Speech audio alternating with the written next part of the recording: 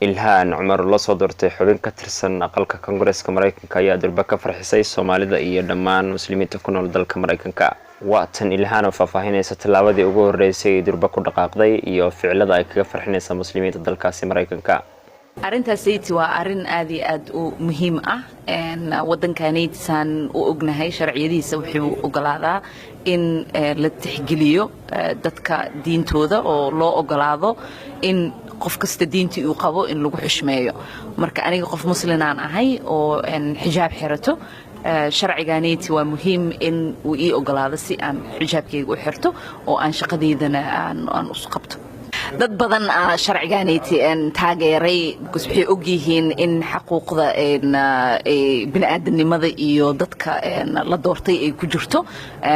waxaan rajaynayaa in maxaa la dhahaa shaqooyinkaanaytii soo socoto markii aan tagno oo sharcigaanaytii la diiwaangelinayo in ay noo suurto gasho.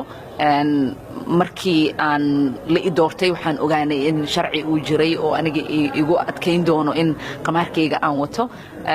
waxaan fursad la ii siiyey in aniga aan noqdo qofkii u horseedi lahaa bedelkaasayta oo sharciga soo gudbin lahaa.